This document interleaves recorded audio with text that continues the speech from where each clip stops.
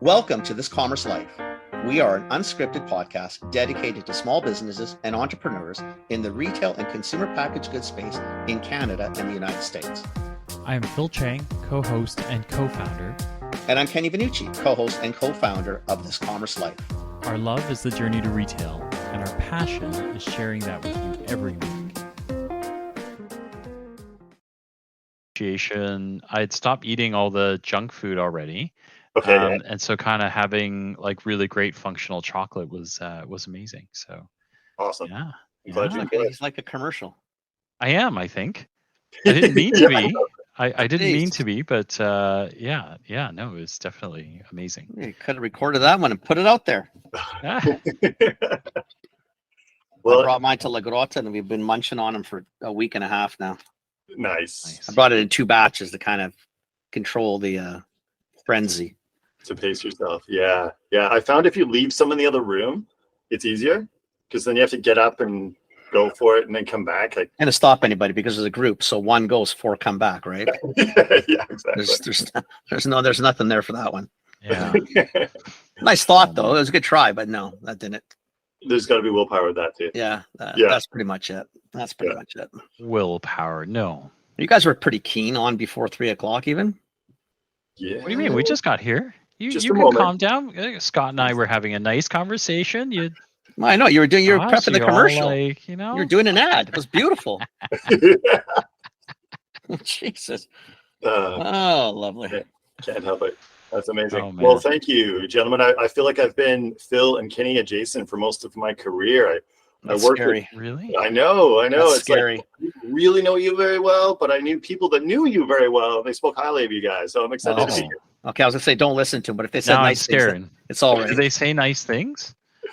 Yeah. They said that you guys are no nonsense and a lot of fun, and I've been listening to your podcast a bit too. You guys have been doing a good job. That's cool. I appreciate Thanks. that. Thank you. Thanks. Yeah, we appreciate that. Yeah. Wait, so who? I'll say Did who's been saying we- nice things. We need to know that part. Well, so with London Drugs, I never worked with you directly, but No. Peter Hen was always a person. when I Oh, was- Peter's an awesome man. He's a gentleman of gentlemen. He really is. Absolutely. Lovely. And then Phil, I worked for Ian Walker for Left Coast Naturals and Hippie Snatch for a while. Ian's a good shit. Yeah. Exactly. And then you've got Corey Bowen works for you guys, right? Yeah, Corey. Is it Corey? Bowens. Yeah. So Yeah. Corey and I cross paths because he's I'm an ex-Danon guy. He's an ex-Danon guy. That's I think I awesome. was outgoing when he was incoming or something. You know, our worlds Yeah. are. That's awesome. Yeah. Yeah, Corey's rocking it for us. Yeah. Corey's actually my boss. I report into Corey. He runs the country for sales for us. No Yeah. way. Okay. Yeah, he's good. He and I are a good tandem.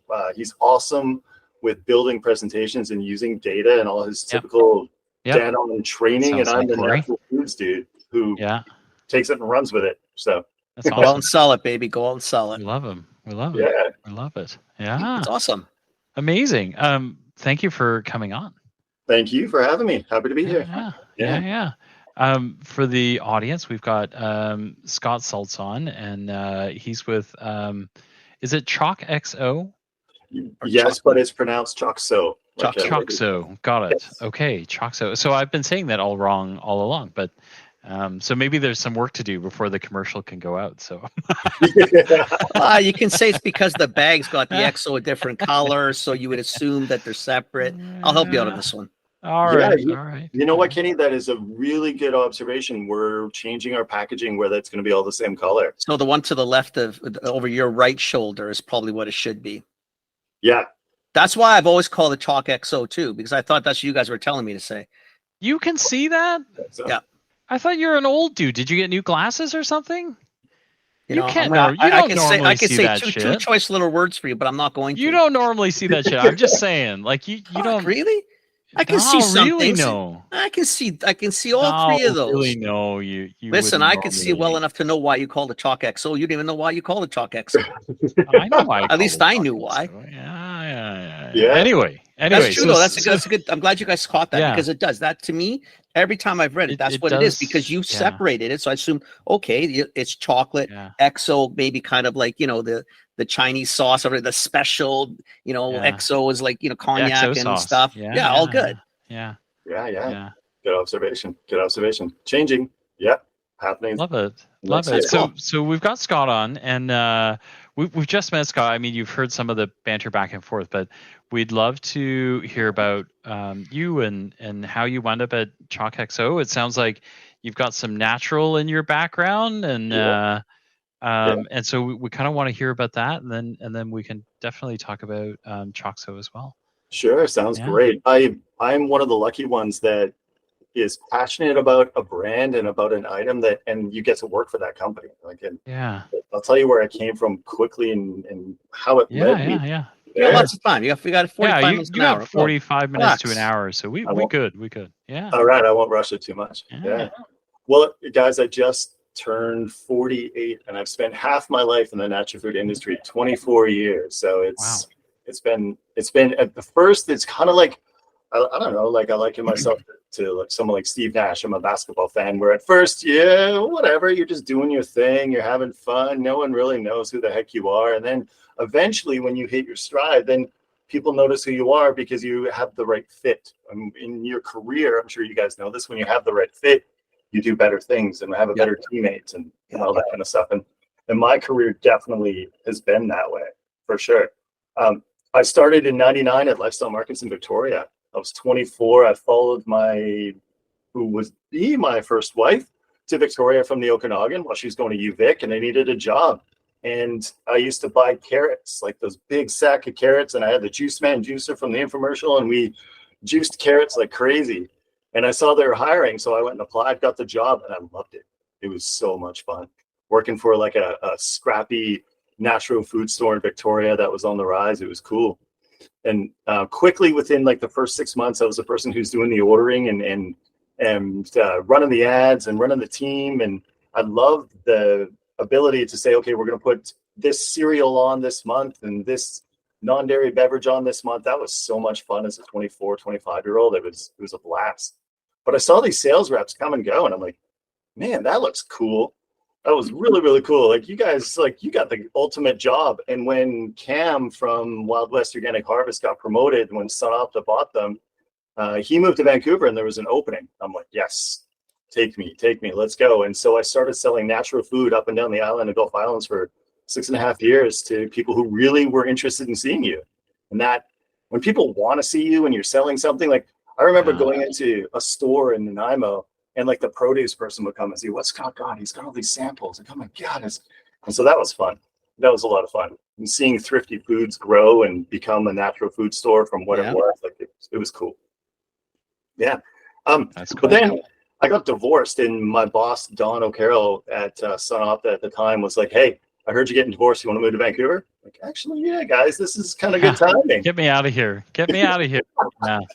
So I moved from Vic to Van, and I took on Choices, and then I took on Nature's Fair and Planet Organic, and I really was focused on the natural side of our business, and I got a lot of tutelage and mentorship from people like Richard Lockhart, who as you're selling to somebody that knows so much, you can learn from them if you're willing to listen, and they were right.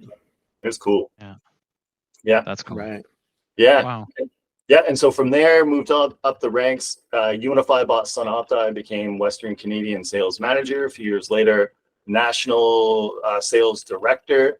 And a lot of what went on with Unify at the time is they nationalized the whole entire organization, was a hub out of Toronto. And I was one of a few leaders in the West. And as that changed, as someone would leave, they would replace people in Toronto. I got married again. We had a baby. I'm like, I'm not going to be the guy. Like, you need someone else to come in. And it worked out well because Stacey Kravitz came in, and now she runs the whole company for Unify Canada. Right.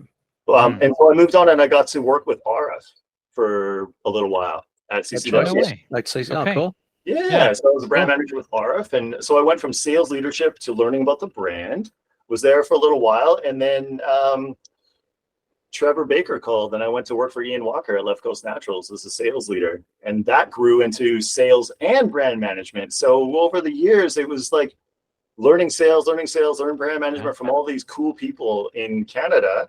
And as we were looking for a really cool low sugar chocolate, I took it upon myself because I had gained a little bit of weight, guys, and I needed to lose some weight. And so I was doing a keto diet, and I was going to Costco and I was buying Chocxo.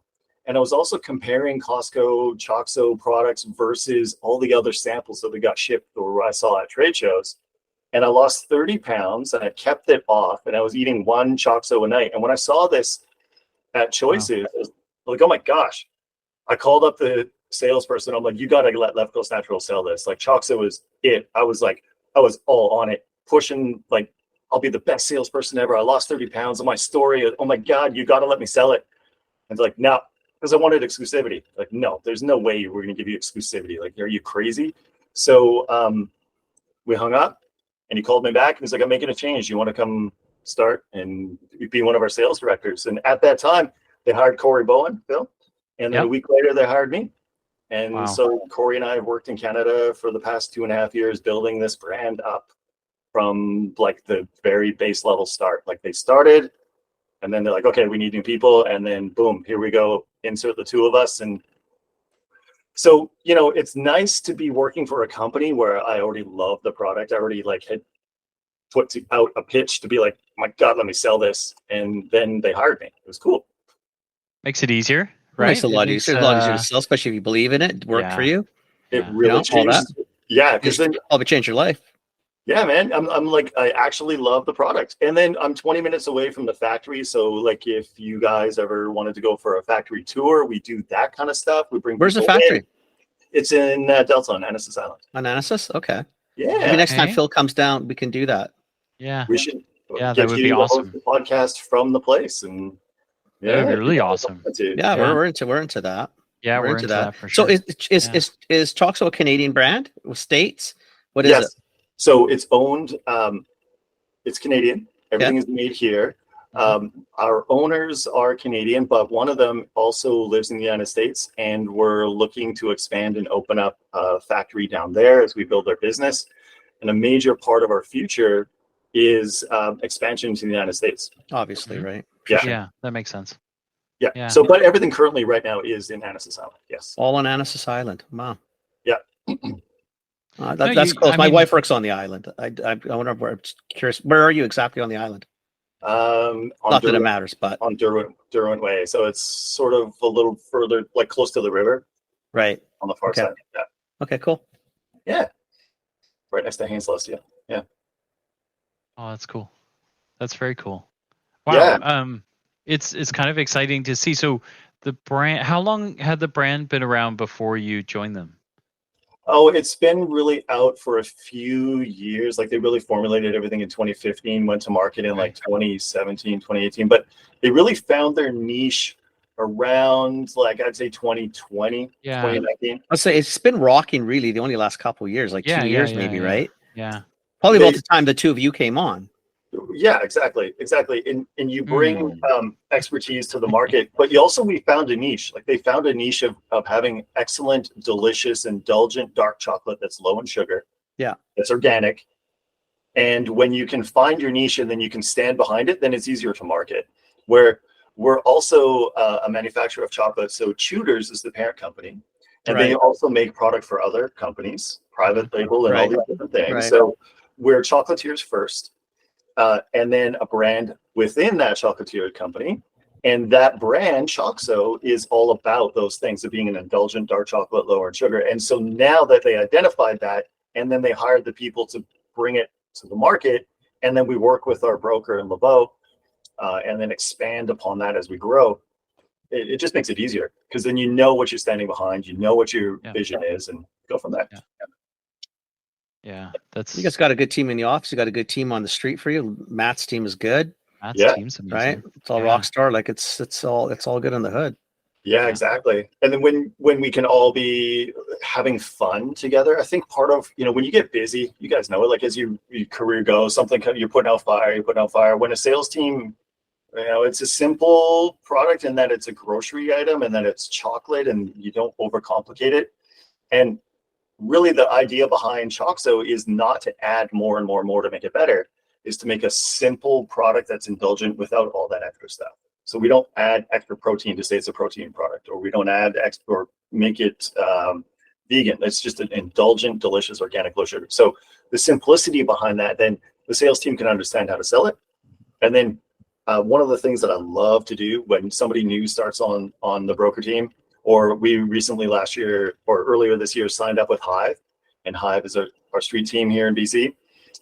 We get people to come to the facility and try the product, or like you guys have, we send the chocolate to you. So like Kenny, if you were in a buying position, I would send you the chocolate, and even if you were taking remote meetings, we could have a chocolate tasting together. For sure. And then you get to understand it by eating, not just me talking. And that helps. Like, I mean, people then believe in it themselves because they're like, oh, I love the almond butter more than the peanut butter, or somebody else. Right. And then they can express their own personal thing without just remembering a line. I just think it makes it easier too. Like I liked, when I was buying food, I tried most of the things I bought. I mean, a lot of stuff I didn't like, but really it's not relevant. And I was a buyer. If it made sense, we can make the money and other people like it. You just go, right? But I did like trying things. I like to see, like to taste. Plus, I like to see if you guys are all full of shit or not, right? Yeah, totally. Exactly. Do you know what I mean? So, because sometimes you try things, you're thinking, seriously? There are no brands out there that are. There's no salespeople. Come on, Kenny. There are, you know what? You're right. There are no salespeople that are full of shit. None. None. Oh, my. Well, you know, I cut it against Chocxo when I was at Left Coast, when we were looking for other things. And, there were a few that were really high in alternative sweeteners that some people loved because they really wanted that sweet tooth. And I'm like, no, that's got a funk flavor to it. I can see why someone would want it for a low sugar, but not me. And you need to try it, because if you believe somebody else's taste profile and it's not yours, like you got to try the product, and you got to try. You got to see what it's like. I like the fact that you guys are high dark chocolate, like high cocoa content. I don't like I don't like milk chocolate anyway. I prefer dark chocolate. I like 70% plus. Nice. Right. I do. I don't need the sweetness in it. I enjoy the chocolate. Nice. I really do. So I don't, and I'm really sensitive to sugar substitutes, so I don't like. I hate sugar subs. All the other subs. Yeah. Even the natural ones, I'm pretty. It's better than artificial. You can pick them out. I can pick them out by taste, right? You get the back end, like right? It's just thinking, it's that aftertaste. Don't like it. And a lot of people want that so that they don't consume a lot of calories or sugar. But what I find when I'm finished a product like that, it's got that funky finish. Like you taste it. And then you got to fill your mouth with something else. It's like, which is what? Something sweet. Yeah. Exactly. So I just ate no sugar, and now I'm going to eat sugar. Exactly. I should have stuck with the sugar in the first place. Yeah, exactly. You know what I mean? Like, exactly. That's the trick, right? I do like your products for that reason. Like I mean, for me, I always look for like a Reese knockoff, because I like peanut butter and chocolate. I really do. And I do. I chocolate cups were fantastic. Yeah, I love it. All of them. Yeah, it's good, man. It's a good chocolate. Awesome. Love to hear it. Did you guys have any favorites of the stuff that you got? What's that? Anything stand out to you of the things that I sent you? Did you like the peanut butter or coconut? I like the peanut butter. I like the peanut butter's butter. My favorite. Yeah. Almond was good. Chocolate covered, I like the nuts. Yeah. I wasn't a huge fan of the coconut. That's just me. Yeah. Oh, I like the coconut. Like the coconut cups. Yep. Yeah, I like the coconut cups. Those are but it's funny, mind, right? They're fantastic. It's always that is preference, right? Like, that was the only one, and it's not. I didn't dislike it. Like, I just if I rank them, nah. Yeah. Really? Yeah, I would go. I'd rank it. I'd rank it right up there with the peanut butter cups. Like for me, it was like a 1-2, and then the one that surprised me was the raspberry quinoa snaps. Right. Because I was like, yeah, okay, like it'll be kind of fruity, whatever. Yeah. And it, I like the mix of flavor and the texture. Yes. So I like that kind of like crunchy and had that like, I liked it. I liked it a lot. My son steals that one from my office all the time. He loves the texture and then it's not overly sweet with the fruit, with the dehydrated raspberry in there. Yeah. You do nice stuff. Right on. I'm glad you enjoyed it. Yeah, you do nice stuff. Part of why I wanted to send it to you wasn't just to plug our brand, but it also gives you an idea of how I operate and how we operate as an organization. This is what we do. Like if you were the buyer for a chain and we wanted to have a meeting with you and you were, let's say Halifax or wherever, Toronto, and I'm here and we couldn't meet in person, well, let's do some chocolate tastings together. And also when we train staff, consistently, when we rolled out the coconut cups, we sent it to all of the staff at different distributors that we had. And I had we did it with Unify Canada where ended up being like over 80 salespeople and brand management people that we were talking to, that everybody was eating the product together so that they could all get it. They could all understand, like they don't have, if they had a chance to try it, at least that they can formulate their own opinion and go forward and sell it immediately. And I think that's key. I think that's critical. Yeah. Again, you don't have to like things, right? But you just have to understand what it is. Like there's always preferences, like we just said now. If the three of us sat in the room, we'd probably have maybe a little different ranking. Doesn't mean you dislike the bottom. You just rank them, and these are the ones I like. And that's probably how I would sell it. I would tell people, like, just take the 2 peanut butter cups. Like, just go.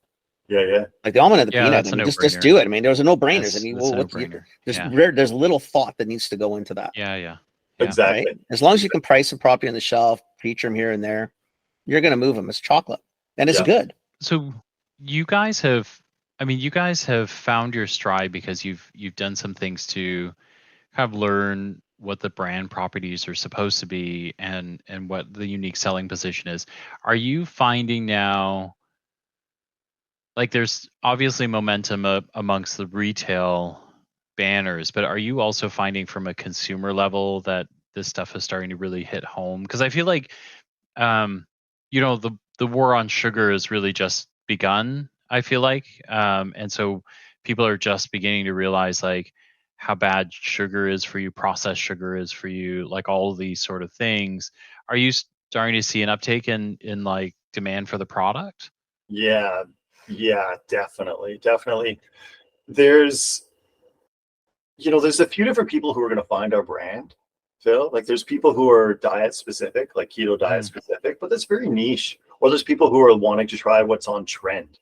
Well, they're going to find you, be the first to find you, probably the first to leave you. But what we're noticing is the people who are mindful snackers, people like us who want to limit the amount of sugar in our diet, but don't want the funky flavor. They're a foodie. They want to be able to have one, maybe two, right? You don't need to do this. And the more that people try it, the more they adopt it into their diet. So the more that we can get ourselves on display in a retail environment, that is some of the biggest advertising that we can have, because it's an impulse buy. It's an impulse item. So it's not as much education as, say, a supplement. And it's really about satisfying that craving, and then people will come back for more. Right. So having it out in front of people, it moves like crazy. It really, really does. I think that we've got a lot of work to do to still be a household name. We're still on the rise. But when people do the simple things in their retail stores, the people buy it, and then we hear positive feedback about it constantly. Well, I do watch you because I mean I follow you on LinkedIn, and obviously we follow Amanda and her crew. Yeah. I'm generally amazed at how much real estate you guys seem to be able to get in store. Yeah. Now, some of it is because we're talking to you, so I can see how come that happens. Right. So that one I appreciate. But if you're not in the store, like to give an end or a half end to chocolate, is quite frankly in a small grocery store is one, ballsy, and two, not necessarily bright. Right. Because there's so many other things you could sell. Now, having said that, your price point lends to a much easier decision, right? Because you're not inexpensive, but you're not brutally expensive either. Exactly. It's a nice sweet spot. So I can look at it, think, okay, I can get some velocity and volume, because my front ends are not there to showcase. They're there to move product. Yeah. I don't care what they need to move product, and I want to make some money, and I want to move tonnage. So every time I see the pictures, I always think, Jesus, I mean, because I hadn't really talked to you like we have today. So I think, okay, I get that part now. So I get why they're giving up an end, because you're probably relentless and you won't let it happen. You're going to be relentless. That's bottom line. Yes. But it seems to make sense. It's obviously moving through, like you are turning product here. And we'll be right back. This episode is sponsored by Field Agent Canada. We want to talk to you about their program called the Buy and Try program. And it's a pretty cool program because it allows you to get category feedback. It allows you to get product feedback and then retention feedback. So what does that mean? So category feedback, you can see what field agent consumers are buying on shelf. And then when you encourage them, when you use buy and try, they purchase your product at a specified store, and then they tell you about the feedback in the in-store experience. Then they take it home, they try the product, and they give you feedback about the product experience itself. So does it taste great? Packaging, do my kids love it? Those sort of things. Not just about the product on this one. So they'll actually even tell me where they found it in store, how they found it. Correct. Oh, wow. Correct. Yeah. Okay, and so that's a little different than just the normal buy and try, right? Yeah, correct. Because now you're getting a shelf experience. If you're trying to figure out what sections you want to be in, Did they find it displayed? Did they find it on shelf? It was hard to find, or or I couldn't find it. I asked the store, and the store couldn't find it. Right, so it took me a long time to find it. Those sort of things, right? Interesting. So then you get feedback when they get home. They open it. Was it hard to open? Did the box rip? Now I've got a hard time keeping it. And then does it taste good? Does it taste awful? This stuff's disgusting. All of those things you get. And then the shopper will also tell you what their repurchase intention is. Like, now that I've tried it, would I buy it again?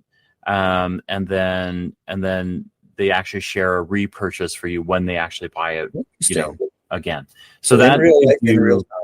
Correct. But all of this allows you to, like a brand, to figure out, what is happening, so like a product like that you and I run, like OGB, we could put it through this, and then people could tell us, what we know already is that on our 300-gram bags, they hate the opening on the bag.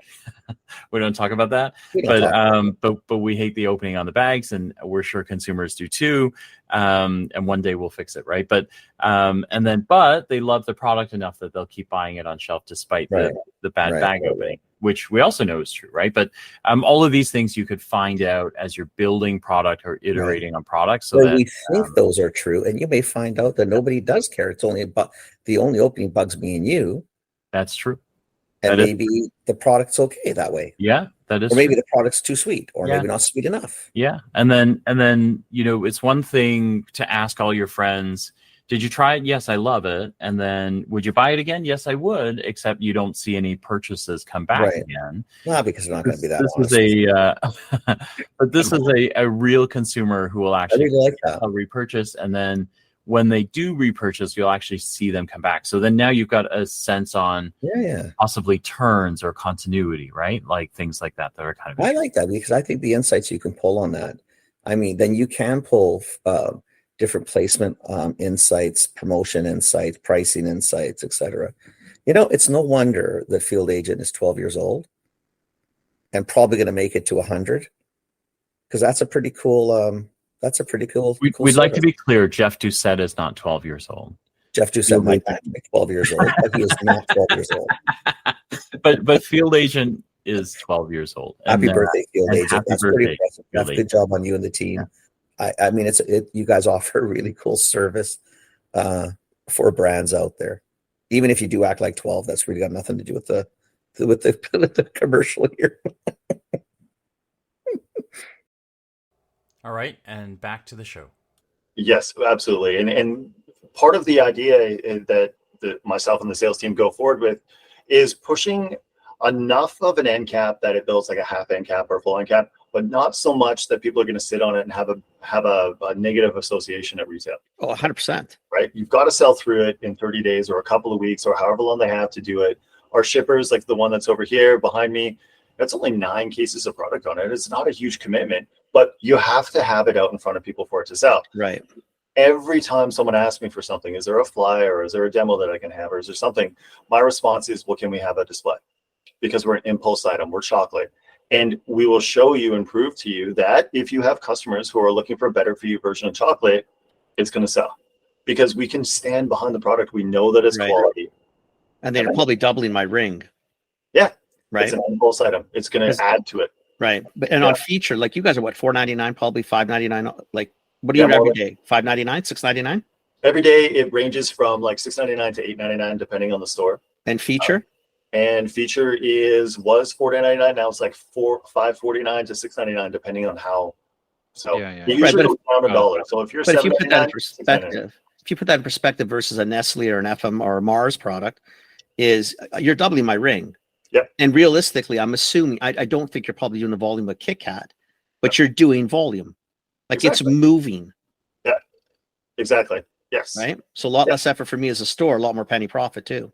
And when you look at the packaging that we have, when we have like our toffee almond sea salt that we're launching right now, we have changed it where we don't have keto screaming across it because we're not really a diet chocolate. Which is good because otherwise you bucket yourself into another niche. Yeah, correct. Way too tight. Way too tight. You got it. So the more that we come out with, like the coconut or the toffee almond sea salt, it's classic flavors that are really about indulgence, that are low in sugar, and it's clean organic. Yeah. It's simple, and that message needs to be seen in a moment so people go, yep, I'll try it, boom. And then we know it tastes great, so people hopefully will come back. It's the idea. It's also super competitive, though. Like, as you guys know, like there's so many different chocolates out there, and there's a lot that are delicious. But are they delicious, and are they good for you, and do they have a little bit less sugar? Well, maybe not. So we see ourselves as unique in an extremely competitive category. You need to educate though, right? Because I don't think a lot of people, I think there's a lot of categories people read labels on now, or a lot more than they ever did. Yeah. I don't think it's as much as we all think. I don't think everybody's reading labels. I can see by what's in carts. If they're reading a label, they either don't know how to read or they're looking for the most toxic combinations possible because that's what they sort of got in their cart. So I'm not convinced people read. Right. And that's in food. So I don't know in your categories, are people really, diving into the ingredient deck or not? I think really what happens, products got to look good. Packaging is kind of critical. And I got to get to taste. If it tastes good, it looks good, I'm probably going to be good to go. But you guys have also hit things that we, as consumers, like consumers don't learn very well, right? Like we're not good learners, right? But you guys have some like key things. So one is the dark chocolate stuff really hits home right away because that's the first thing you learn is that's the better quality chocolate. And then I think the one that Kenny and I learned from a chocolatier who came on is she said, it has to have cocoa butter in it. Otherwise it's not the same. It's not I can't remember the reason was because we didn't listen that well, but we knew enough to look for that. Well, we'll see if you can tell me if I learned it wrong, right? But I think she said it was if it doesn't have cocoa butter and then they process it too far, and then it kind of loses the nutrients in the chocolate or the benefits of chocolate. Did I kind of get that right? Yeah, because like if you imagine what oils or fats that you're consuming, if they're supplementing a chocolate item with something that's not the natural part of chocolate, then you've got palm oil in there. You got all these other things that the health properties change and then the quality changes. So I got that right.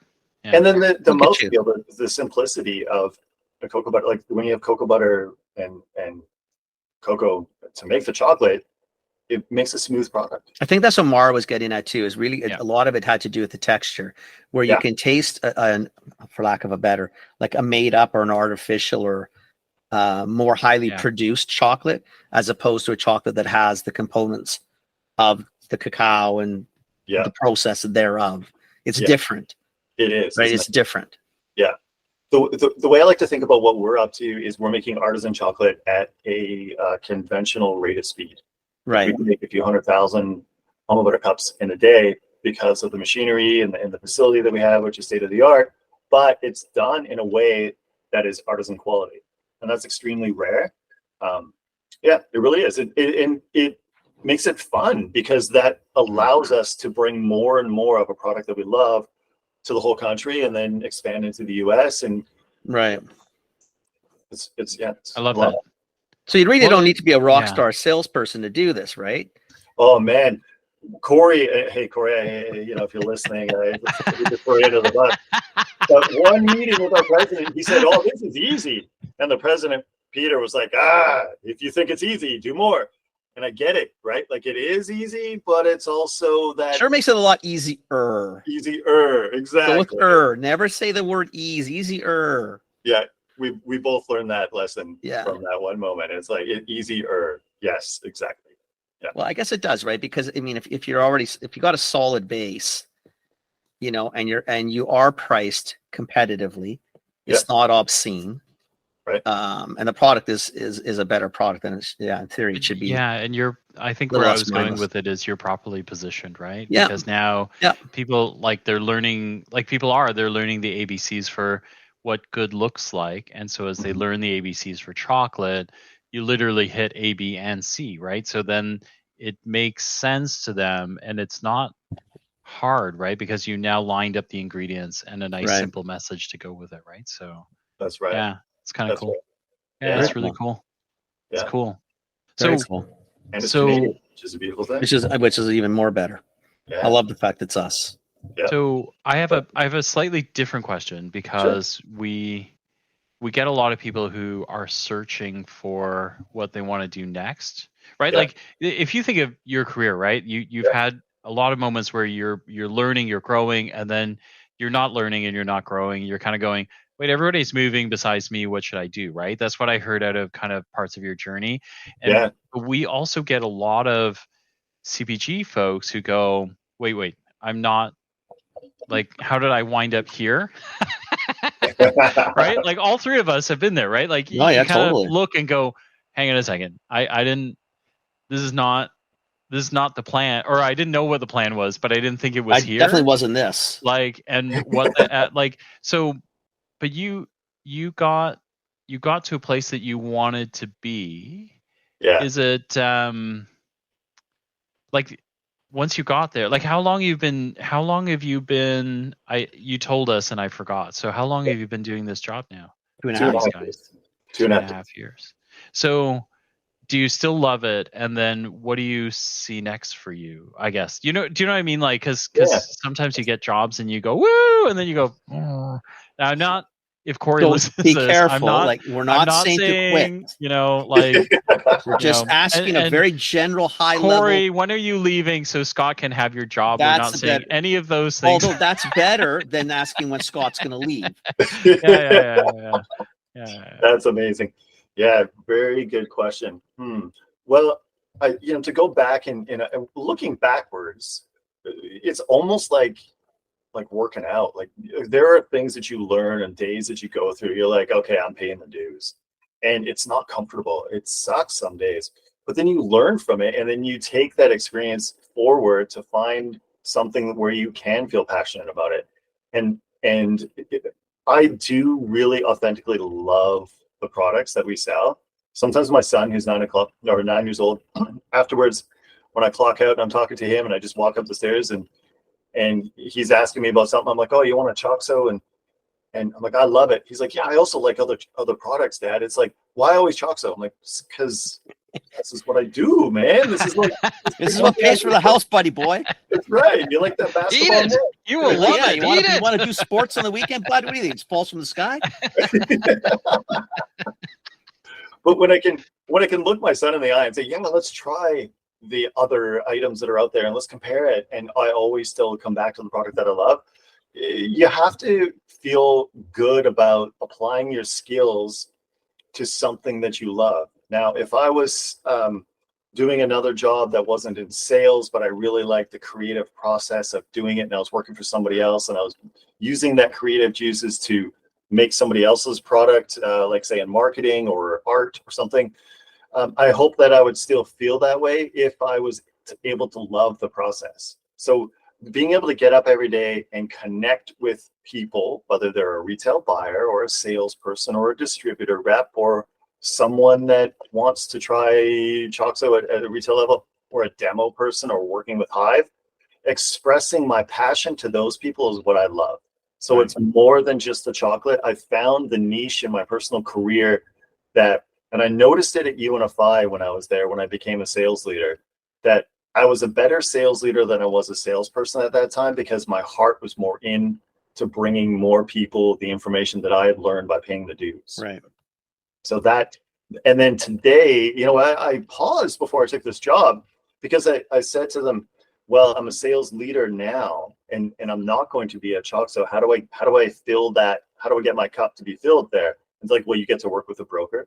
You get to help bring something to market, and you're going to be able to focus on one thing and do it really, really well, rather than use your expertise in many, many different brands.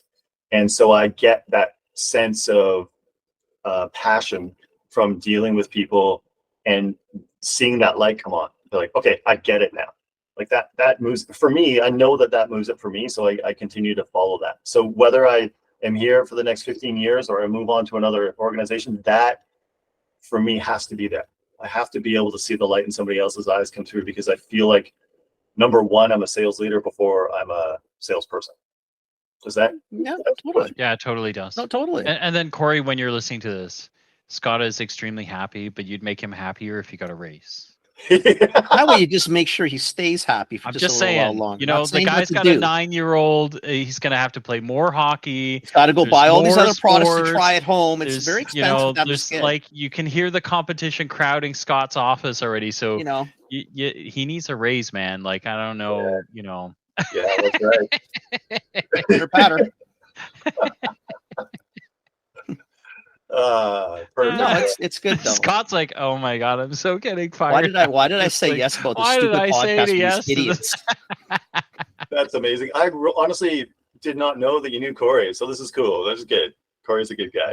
Yeah. No, he's a good dude. He's a good Yeah. dude.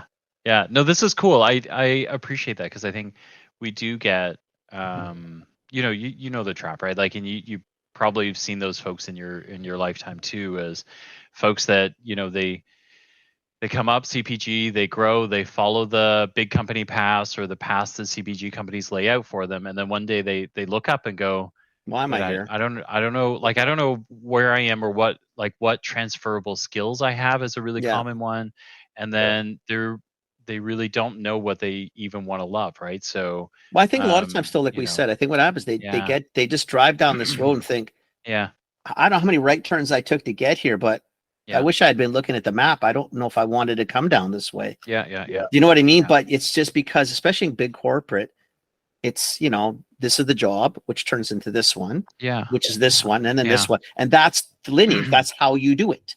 Yeah. Where in our worlds, you know, and that's good for you, Scott, because you've moved a few times too. I think it's what we try to impress upon people, especially when they listen.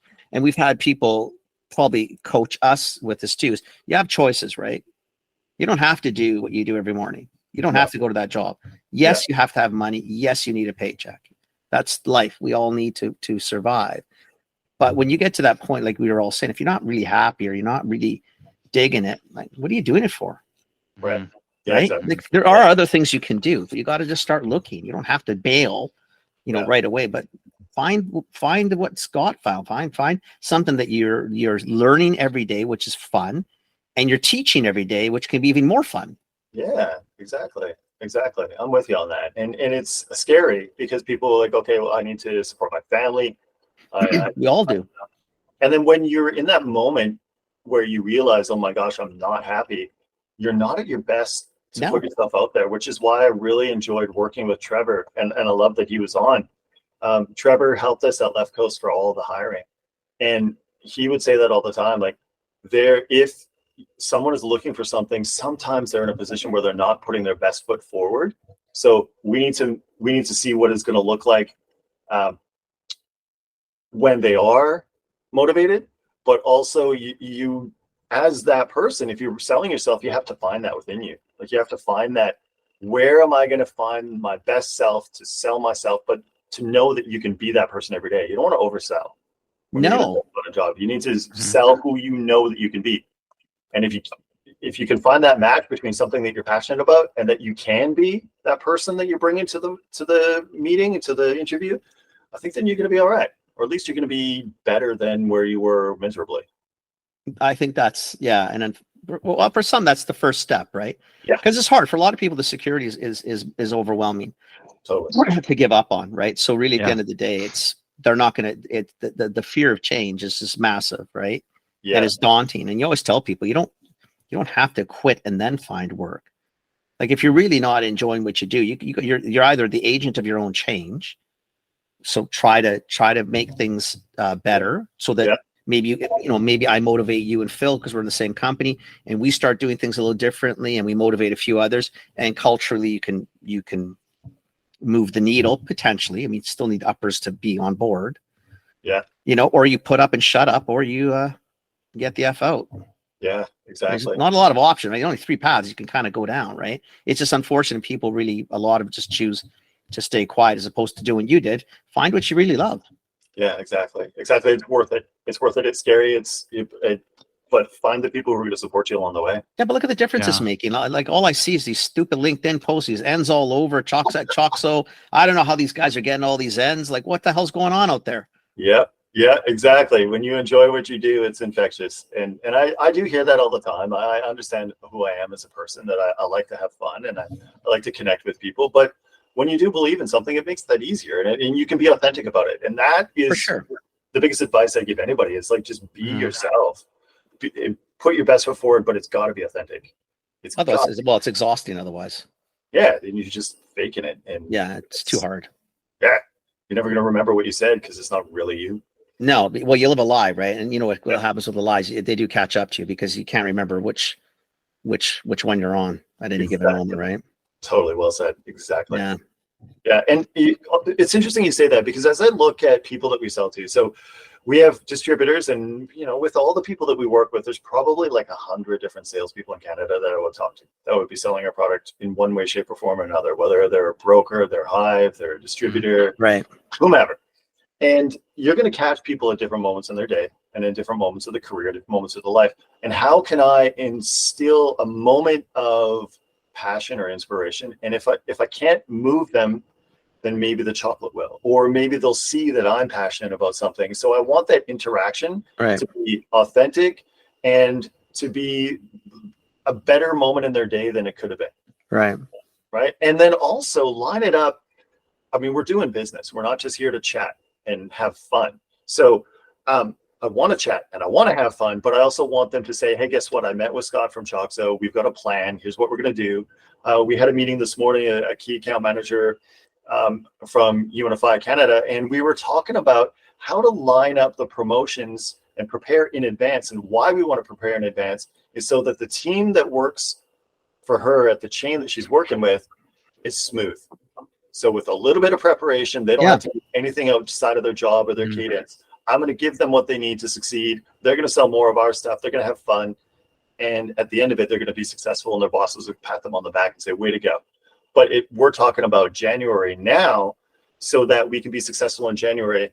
You can't leave it to the last minute. And then at the end of it, I said, what's it like to work with us? And her comment was, I feel aligned with you. I feel like we're on the same page. And that's perfect, because that's what we want to hear. Yeah. We're not changing the world in a dramatic fashion, but we are if every single time that we're making someone's job a little bit easier by doing what they should be doing. It makes it more fun, and they're going to be successful. Their sales will go up. So, I mean, really, it's not rocket science, right? Yeah, I love it. I love it. Yeah, that's cool. Scott, we're really glad you came on with us. I'm glad to be here, guys. Yeah, seriously. I mean, that's pretty cool. So before you bugger off though, so without massive trade secrets, are we going to see anything new at CHFA? Is there any cool and new coming? Like what are we going to see from you? Yeah, absolutely. So you can see over my shoulder, we've got first low sugar dark chocolate Christmas items that you're going to see and be able to try. Yep, they're going to hit the market in November and December at a lot of different stores. Which one? So we've got a peppermint cup. Oh, no, I can't see that far. I can only see the two. Oh. Yeah. So each one of these are only 4 grams of sugar. One is a peppermint cup. It's an 85% dark chocolate with a white chocolate center and peppermint oil. Candy cane topper. This one's a snap which has a gluten-free cookie and then candy cane topper. Of course, we're launching our vertical 2-pack cup. So right now they're laid down sideways, and then these guys here are going to be same sort of product. But you can tell us this. Oh, If we put this episode out before, if we can crank this out before CHFA, we're good to go. We're okay. Okay. Yeah. All right. We're just we try and make sure we're not. I don't usually. Phil's usually the one. I just figure if you open your mouth, it's going on. I'm printing. I don't care. Oh yeah, Phil's so much nicer than I am. So Well, the cool thing about who we are, about having chocolatiers, we have multiple chocolatiers. We're owned by chocolatiers. Our president worked at Purdy's for a very long time, ran Purdy's, and he is also a chocolate expert. So everybody loves chocolate. Yeah, their passion is there. So there's so many things in the mix that they're trying and they're experimenting with. We're going to do some spring seasonals next year. There's going to be a lemon cream cup, and there's going to be a lemon shortbread snap that's all lower in sugar. So that's going to be hitting the market. So like a lemon snap, like covered in nice dark chocolate. Yeah, like it's like a lemon. So you know the snaps that you would have had, that like the coffee almond sea salt. Yep. There's going to be lemon and like a short. Yes. I like that one. Yes. Yep. Yeah, I like that one. Next fall we'll be coming out with seasonals for then. So we're really working on seasonals, and we're working on the classic delicious things like our toffee almond sea salt, which we're launching right now. Yeah. That one's super cool in that it's the first breakaway from just dark chocolate. So this guy, which you can see, which you guys would have gotten some, is and also one of the ones, the snap for Christmas. We're taking milk chocolate and mixing it with our dark chocolate to make a dark milk combo. Wow. So somebody's afraid of dark chocolate and they won't try it because they've tried other ones. That transition. Yeah. You got it. It's a 69% cacao, so it almost hits that 70% that you were looking at. But it's smooth. It's so smooth that when people try it, they're like, okay, yeah, this is mine. So it's like the entry into dark chocolate, and it's beautiful. Well, if you can get more people in the dark chocolate, the better for everybody anyway. Yeah, less sugar, all clean. Less more flavor, just better. It's just better, period. I like it. I like that. That's pretty cool. That's exciting. That's pretty cool. Yeah. It's a lot of fun, and it should be fun. I mean, guys, I'm selling chocolate, and we're checking the boxes, and so we take our expertise of people like Corey and myself and our VP in the United States, Christian, and the things that we've learned through our career, but we apply it to a brand that's on the rise, and then you're just bringing deliciousness to more and more people. Like it's really that simple. Yeah, that's hard not to get excited about. Yeah. And then, really, I get jazzed about people and connecting with people. Yeah.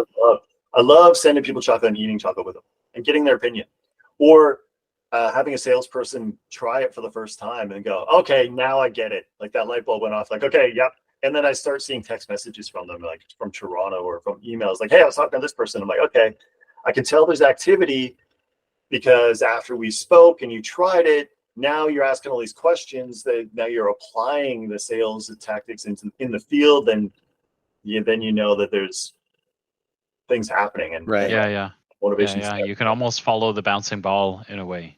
Yeah, you really can. Okay, well, I guess we'll be trying to maybe doing a little filming in TO. Yeah, I like it. I like it. And then when we work out, when I'm heading out there, we'll call you.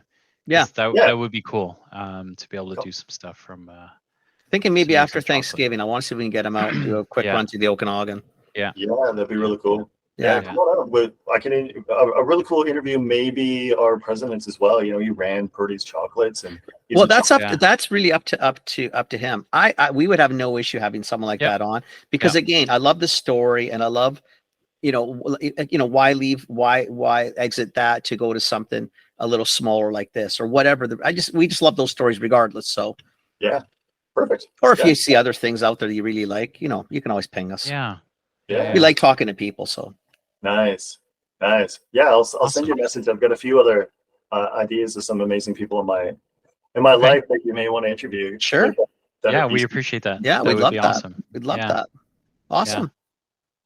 Scott, thanks so much. Hey, buddy boy, that was 50 minutes of hopefully relatively painless time.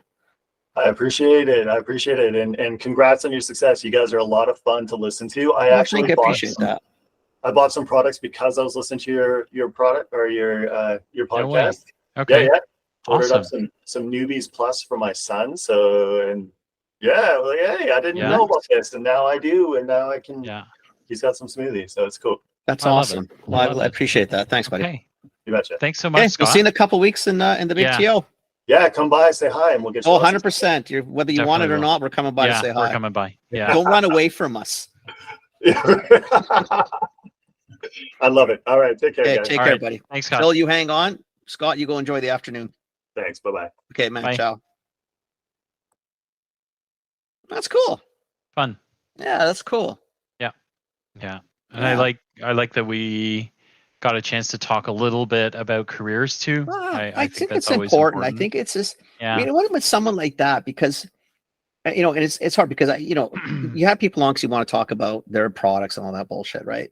But I think it's really important if you get someone who you can tell is stoked about what he does, really enjoys it, is actually tells other people, because I know we have a lot of people who listen who probably aren't enjoying what they do, right? Yeah. And it shows you like you can do other things. You just sometimes it's hard. I mean, it's so easy to say just to quit, but it's not easy. I get it. It's different too, right? Because you kind of go like when you get founders on, like Mara or someone like that, you kind of go, if I work in CPG,